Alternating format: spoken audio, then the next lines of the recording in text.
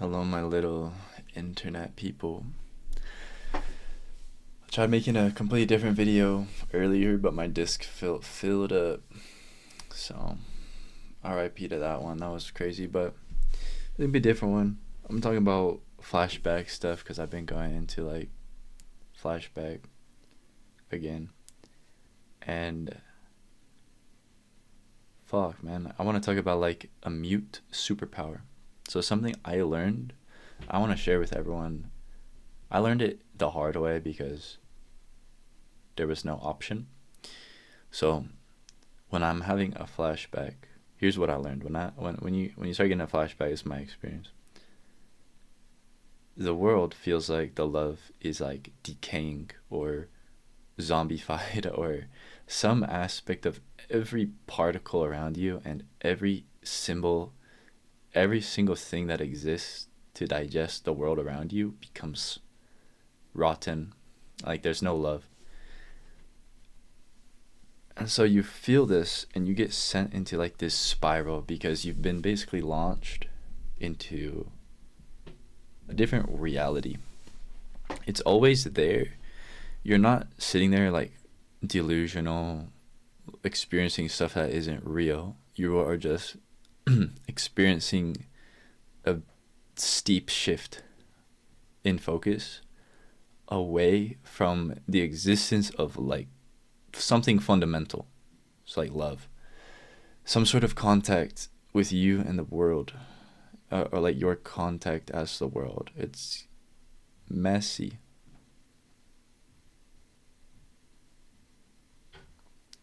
So it sort of creates this graying effect around everything.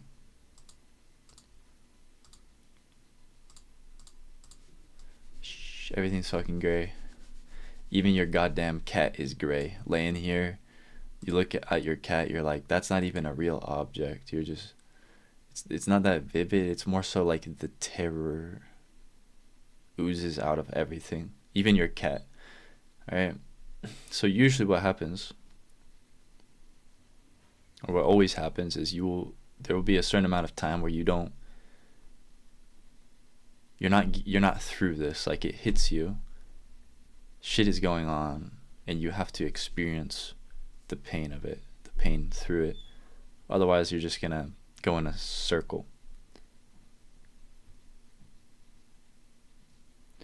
So what a lot of people do, and what frustrates me, is they try to be positive. They try to look at the bright side.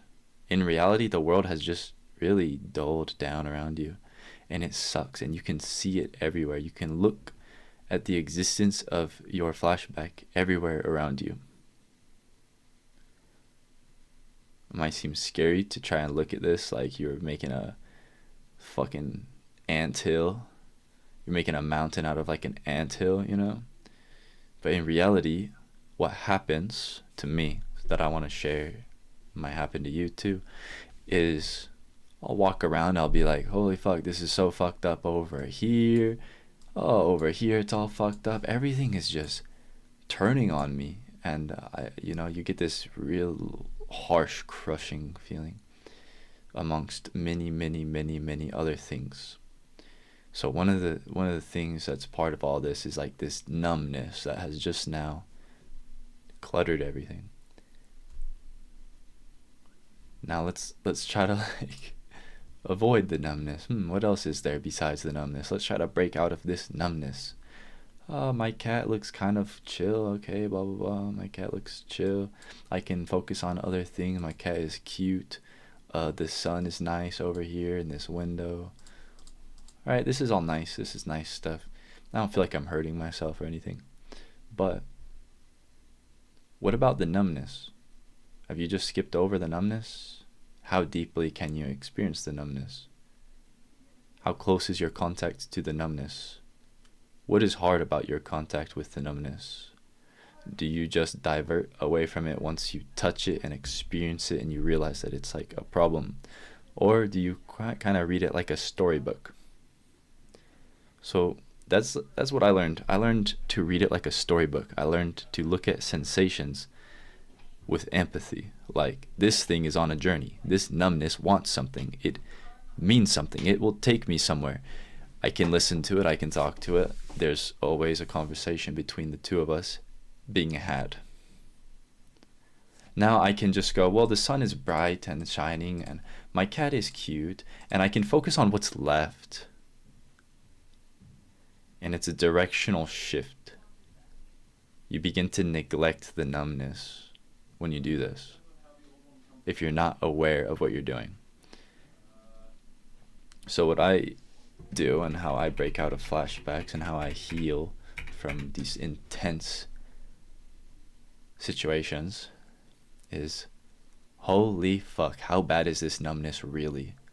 What is this numbness really doing everywhere? I look at my cat, like, I'm looking at my cat. I love my cat. I'm looking at my cat and I feel nothing. It's heartbreaking. At that point, probably gonna be distracted again because it's hard. It's like hard to get hit by that. I go, oh damn, this sucks. This is crazy. Like something's wrong with me. You know, something is happening. Something's happening that's real. I really feel it. It's hard. But the thing I want to share is that when I do this, always there's a crack. There's always a crack being noticed. So I'm like, oh, so much numbness over here and here and here and here. I'm like, oh my God, is that changing? By the time you settle on the numbness and you realize there's like pulses through it, you know, it might be waving through, you know, something like that. Literally, this is how sensations work. It's not that fucking weird. So you notice weird little things, and then you might notice that it starts to change. You start to go, ooh, okay, I am feeling more than I expected. And at that point, whatever you are feeling, you will never be the same, right? You've now just reacted to the situation differently. And it creates like this domino effect, which really, really, really helps me pull out of fucked up periods that I see everyone else like go into. These fucked up periods. And I just want to know a little bit more about their numbness, about the effect of like their flashbacks and shit like that, so that they can maybe sit on the numbness until they realize it is changing. It's not stuck. It's not anything like that. It is already changing. You're already interacting with it. And by being able to, you know, just have a little bit of curiosity, you tune into that change and you notice how it changes in ways that are helpful and hurtful at the same time, which helps you get out of it.